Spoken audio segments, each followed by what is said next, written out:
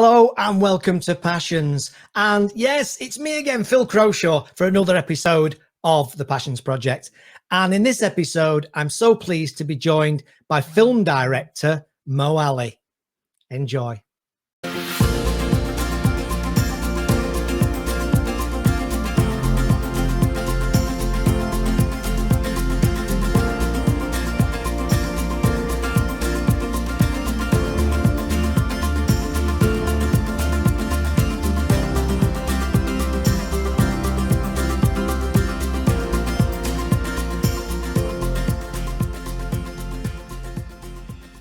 Hello and a very warm welcome to a new edition of Passions. And today I'm delighted to be joined on the show by Mo Ali.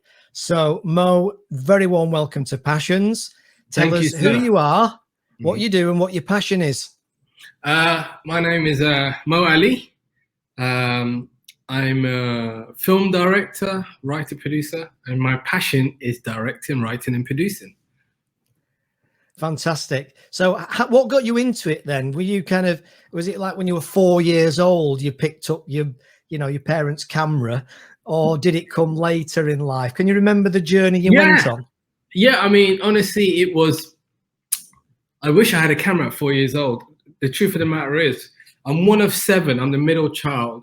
So as a middle child, you get ignored. Like nobody pays attention to you. So I could do whatever I could literally sit in front of a TV and not move. My mum used to tell me as a young baby that she could just plop me up, deal with the other lot and leave me there and I wouldn't move for hours. So I was hypnotized by this small box. But then what happened was at one time when we lived in Saudi Arabia, we became really financially unstable. We had to live in the street. And my mother went into jail for 2 years. So me and my brothers and sisters didn't have anybody. So we lived in the street. And we'd beg, we'd steal. Seriously, we would, because to eat, we had to. Wow, man. I was around 6, I think it was. I think I was 6 at that time, or 5. I can't remember. I was really young. But when we lived that street life, and it's not sad. It's true. It's honest. It's something that I'm proud of. It made me who I am. But what was really fascinating to me is that when we were living in those, we would go in the morning, whatever we scrounged up in the morning, we'd go to a shop that would sell egg bagel. So a baguette, not bagel, a baguette, cut in half, scrambled eggs, tomatoes, onions, and spices, and then scramble it, and then put it in, wrap it up. That's your breakfast, lunch, and hopefully not dinner, but survive with this. So each one of us would share half. And while we shared and ate, there'll be a little TV in the corner and it will show Rambo, Terminator, Predator, Star Trek, the 70s version. What else? Oh my God, it had every big action films. And I would sit and eat and kick my legs on the chair and just escape. And that day, from those moments, sometimes my brothers and, other kids would leave me there I would watch. And the biggest question I had at that time as a young kid was, how did they make that? And it always stuck to me and I wanted to answer it. And I think that's why I'm a director. Amazing. And then how did you, what journey did you take into it? So did you do formal education in it, or did you just play with the cameras and learn as you went along? No, I basically, so what happened was I kind of left, I came to the UK, grew up, became a teenager, but I lived in East London, and at that time it was good, but like being a black kid in that area, it was very difficult to break out. You didn't have much choices, So the only way to survive, you had to either choose a gang or, choose a gang, because like the opportunities you were given was nothing. Plus, I didn't have any GCSEs, nothing. But I was still sitting down and watching films and going to cinema and watching TV. So I was just obsessed. But I knew someone like me would never make it, because I'm from this area. It was really strange. It was this weight on top of me going like, I want to do this, but I can't because I don't see anybody like myself in Britain doing it. Number one, nobody from my kind of like a class level is doing it. Only person that I didn't even know Danny Boyle, but I knew there was this Scottish Trainspotting thing that was there, but like you don't. Once you get into the film, you don't really see the real history behind it. But you just whatever's in front of you is shot by American people or very, very clever, high educated people from a young person's point of view. So one day, but in that time, I would hang out in a place called Beckton, and Beckton had Stanley Kubrick shot in Beckton in the late 80s. He shot Full Metal Jacket there. So I knew, like someone told me someone shot a movie there years ago. I went, really? So I would scale these gates and jump over, me and my friends, and hang around, and you'd see, you know, this is maybe 8-10 years old, this set, or dilapidated buildings where they were tilt over, blown up. But this is Stanley Kubrick's location. He shot Full Metal Jacket, and I've never seen it. So I would just look at it, and then the next day I went home and watched it on, you know, VHS or DVDs when it was coming out. I was like, Jesus Christ, he shot there. And my whole summer was dragging my friends there. While they smoked weed and hanged around, I would walk around and touch the squib explosions and go, he did this here, and look at the, you know, if you look at a shot where he's done a sequence, I would try and stand where the camera was and try and mentally figure out how this great man did it. And at the same time, there were other shoots happening there. So Oasis would turn up and shoot a music video. Like other filmmakers would turn up, but they'll always kind of kick us out because we weren't meant to be there. Plus, it was full of asbestos, so we shouldn't really spend our time there. But yeah, I told everybody to come and hang out. You know, we used to get chased by a security team trying to kick us out. Yeah, sure. But my mates wanted to have fun. I wanted, just because this is the closest thing I'll ever get to film.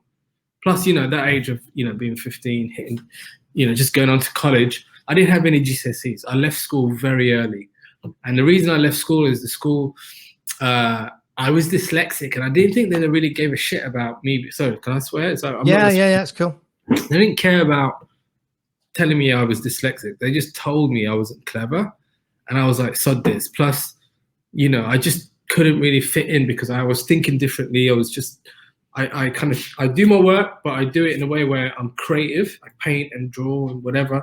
But with written stuff as a dyslexic, you know, they wouldn't stop me and go, hey, something's wrong with you, because I never knew. So I thought, okay, I'm not clever enough. So I packed it in and was like, I'm going to live my life.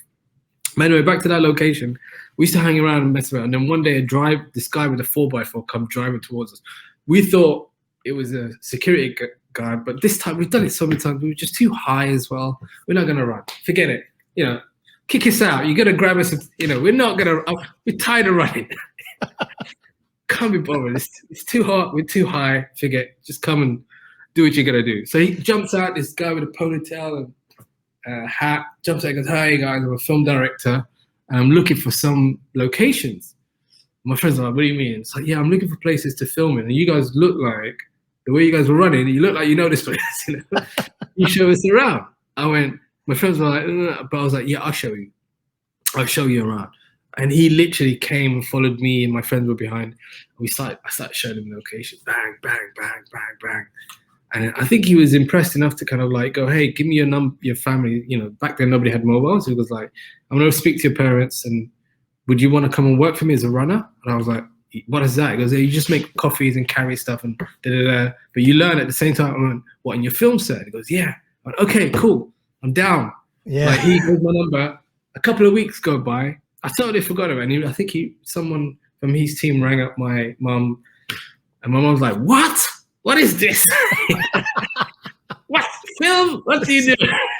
Oh, just speak to him. And I was like, hello? It's like, yeah, we want to bring you in. We start next week. Come.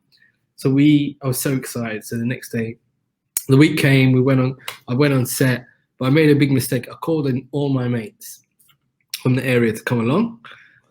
But it was the greatest thing. It was chaotic. They literally killed the Winnebago, like the food truck. They destroyed it. They found cider and started drinking like this. Oh, no. Some of the non-Muslim ones were just wasted. The Muslim ones were just trying to steal or grab prop guns. And I was like, this is bad. But the director looked at me. It's like, I could see, years later, I could see him looking at me again. I'm not going to fire this kid because this kid is good, but you're that close to being fired. Yeah, anyway, your mates are going to get you fired. Yeah, literally. So, yeah, but that day was the greatest day of my life because I sat there and I learned so much and quickly. So they set up the cameras. They had a boom mic over the actor. Makeup came in. They had a clapperboard.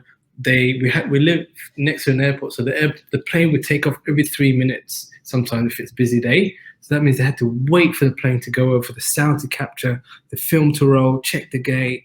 It was sorry for swearing. It's all right. You're all right. You know when your soul is missing something, and you discover what it is and what you were born to do. You discover everything clicked. Like your place in the world. That was the day. Wow. And then I see my friends getting drunk and shooting fake guns. I'm like, oh God. Yeah, it's like, that's not for me. That life's not for me. No, they were just having fun. They were having fun. They just were, but for me, it was like my fun was sitting there and watching this magic happen. And it answered my question, how did they do that? And that's the day I found out how they did it, And what sort of movies have inspired you then? I mean, do you have particular genres that you're involved in, or that you prefer, or is it anything with a camera will do? No, from the work that I do, you expect that I like big action, more gritty, grimy, urban stuff. I don't. I like really good drama. I like stuff like Kurosawa, Seven Samurai. Do you know what I mean? I like Spirited Away. Akira's my thing, but also I love like Jean-Luc Besson's kind of like Fifth Element and Leon. But all of that I never got educated. But the more you kind of understand all those films, they're brilliant. Like I like, I'm into right now kind of what's his name? Ingmar Bergman, I think it is. His stuff. Yeah. Heaven Seal, I'm kind of like diving into. I really love kind of like is it Dada Surrealism from the 1920s, where Salvador Dali's really started up. So I'm really into kind of like, I don't say my favorite film is this, but I love stuff that I've never seen. I sort out and watch, and I say that's my favorite thing because it's not in my visual vocabulary, and I chase after stuff like that. You see, the worst question you ask a director is, what's your favorite film? You can't. There is no way you can answer that. Yeah, and are you interested in all the nerdy kit side of it, the cameras, the microphones, the gear, or is it more than just the creative? Yeah, I think I did for a period of time, but because of my dyslexia, that could be so intense. So what I do, I think 3D. So visually and creatively, I think 3D. And what I do, I express my ideas more than talk about lenses. The day or few, I plan like a crazy general, like where everybody knows what they're doing. But I entrust the technical side to the technical people who are talented. I just have the gift of the gab and the creativity. Well, arguably that's the most important bit, because most people who are into tech will learn tech and enjoy playing with the tech. But actually, I would argue that the creative element is probably the most important bit, because that's the unicorn stuff, isn't it? That's where the fireworks sit, is coming up with the creative angle, particularly in an age where almost every story, or you feel maybe that every story's been told in a way. Yeah. Is that true, or is there always a different angle? There's always a different angle. I mean, in terms of, sorry, what was that question again? So I kind of drifted off and trying to answer it. But yeah, it's all right. I have this effect on the people. Yeah. Don't worry about it. Yeah, no, it's just to what degree the creative element is important in the overall production process. Everybody can learn how to use a camera, but the story is another thing. And also then, obviously, there's so much content out there now, whether it's movies or TV or audio or podcast or bloody YouTube or whatever. I was kind of asking the question, I guess, is, has every story been told? No. Or is there always an angle on the story that hasn't been told? I mean, let's just say your route from, say, where you came from to, say, Piccadilly Circus. We're both men, we're both kind of like males in London, but we took a different route to that destination. Yeah. That's what creativity is. Yeah. You may be more interested in the design of the gravel of the trains and everything on the ground, where I look up and I'm seeing the ceiling. But we still meeting up in Piccadilly Circus, So it's all about your perception. How do you create your own voice, And you express that with the other crew members, and then you let their voices go into it because they've got that technical aspect, and you just go, yeah, no, yeah, okay, I like that. Let's explore, let's push, da da da da. But it's your perspective you have to kind of create, And do you have a favorite around writing, producing, and directing? Is directing your favorite, or do you prefer directing? Yeah, you didn't have to think about that. No, I was born to direct. I love new scripts. I love sitting down. I love breaking it down. I love kind of creating something and expressing it and executing it in the right way and feeling good about it. And then getting the audience to watch it and seeing what they think of it and going, oh, you thought of it differently. Great. That's brilliant. Even if it's bad or good, you're doing something incredible. Look, we're not heart surgeons. We're not, nurses. We're not saving people's lives. And I know that. And I know that some people in our industry think that we are this holy thing. We're not. We're just, the guy in the cave back prehistoric. You be the guy who's got the paint and drawing. Was it elephants and lions and but 30,000 years it's there. Yeah. You're the guy that everyone's laughing. I go, what is he doing? You're doing it. Which I think the interesting thing though, Mo, is that especially in the last couple of years with the pandemic and everything else that goes with it, I think escapism is really important to people. Never just mental health aside, I just think having that escapism is really, really key. So all I would say is God love people like you who create the escapism that allows people like me to escape a little bit from the tough and rumble of life. We're honored to do that. Yeah, we're honored to do that, and it's brilliant. And once it all comes together, and the reason I kind of said about the painting is my culture. A couple of years ago, I discovered that my ancestors or my country where we came from, we had cave paintings 7,000 years old. Yeah, we communicate in poetry, so we spoke in art, and I was like, it's in my DNA, but like definitely in terms of right now, escapism is very important, but escapism is very important, but also like understanding your reality is also important, and too much escapism, you forget what you would lose what's reality or not, and that's my advice. Probably a balance, I guess. Yeah, balance between, because I think the greatest gift is life, man. It's like being a film director more than anything else is learning life, understanding humans, understand how we do things, what we do, how we react to certain things.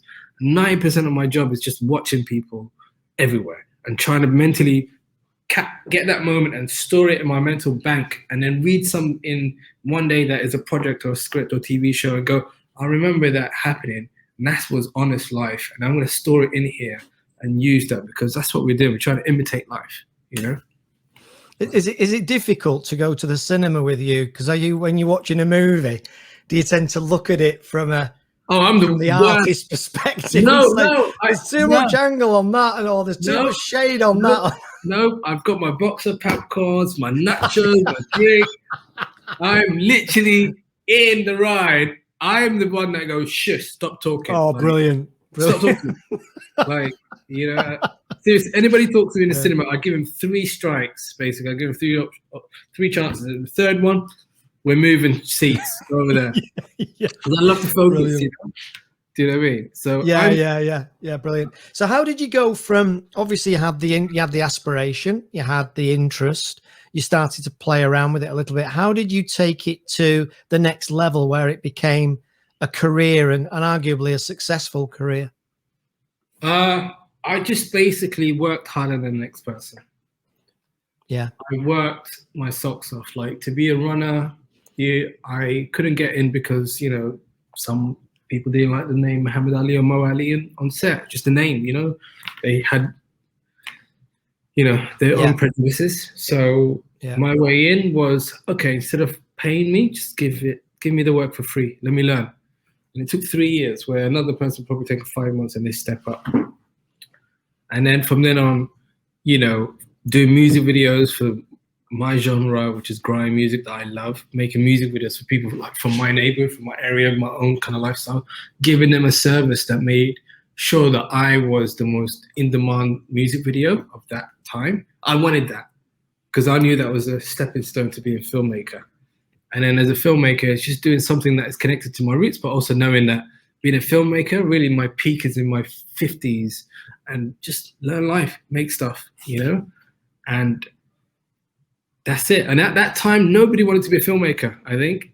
I'm sure directors weren't cool, They were never cool until in the last 15, 20 years since YouTube have come in and these, fantasies of what a filmmaker is. Now my nephews and nieces and are like, they know what a filmmaker is, but they don't quite know what a filmmaker is, Yeah, of course. And now, of course, you've got YouTube and lots of references, I guess, as well, where people can pick up a camera and have 4K or even 8K now in the hand. Yeah, that's great. That's great. It's the ones that tell you, like, do videos about being directors, but they're not. You kind of get, you're a YouTube director. Like, you're just telling people how, and it's great. It's like you're a teacher, teaching. Good on you, mate. But yeah, it's different to when I was. But I think, the route that I personally took was honestly, if I'm honest with you, I had to sit down for 3 months of my life and come up with a blueprint of where I want to be in, say, 20 years. And I've made that 20-year plan shrink. Really, it was 10-year, maybe 15, but I shrinked it down because I had a plan to 8. Within 8 years, I made my first feature, or 6 years, I can't remember. But the way the blueprint was, it was broken down into months, first years, then months and days. You can't do the first 8 years or 10 years in days or months. So I just planned the first 3 years ahead in days. I just focused. I focused, man. Like a shark. When I smell blood in the sea, that's my opportunity to introduce myself, Yeah. So did I guess then in that case, then I guess the tougher upbringing that you'd experienced, did that harden you up and make your work ethic stronger, do you think? Yeah, absolutely. And I don't use that as a sub story. It's literally facts. Like the reality is, I came from a tough background, but it does not excuse work ethic. I think work ethic is the number one thing that I am about. I'm maybe not talented, but I would work until I pass out. You would never get rid of me. You'll never, and I wouldn't stop. I would, if it's, and I'm known for that in some strange way. I would carry on working until till someone goes, yeah, you've well done. Like, we're finished now. So, and is your passion for it key in terms of that drive and that determination and that finding those extra hours and keep going? Is your passion for what you do critical that to passion that process? I think you have to break down what your passion is and what your end goal is. My end goal is I'm not here to be famous or rich. No, I just want to answer, my passion is to answer, create filmmaking questions and make them. That's my passion, That's it. My passion is to make stuff. My obsession is that, but also that obsession is you channel it as a real focus and drive to go, okay, if I'm gonna, I started off shooting with a small Panasonic outside of my corner shop with a few rappers, and I went, oh, that's cool. Where else can I do the same angle in a nightclub? Where else can I do it on top of a roof with a 35mm lens? Where else can I do aerial drone on top of, how far can I take it? How do I make the stage bigger? But the same questions are going to be asked, So that's my goal. It's like, how far can I take this mind? How far can I execute it, And do you have ambitions, or you may already be doing it, I don't know, do you have ambitions to help other young people, to maybe help them to get away from some of the stuff that was obviously tempting from your point of view back in the day? Yeah, do you think you'll ever do that? Yeah, I'm in a mentor, close to 25 filmmakers. I'm a patron of Eastside Film Fund, which is looks after young filmmakers and it helps them create projects. And I do talks at the BFI Academy. Like I was telling you earlier on today, mornings I try and do talks at an assembly. So yeah, man, that's the thing. It's showing a potential kid or teenager, someone like me that came from them, that could do it and go, hey, it's not easy, but it's possible, and that's it, you know.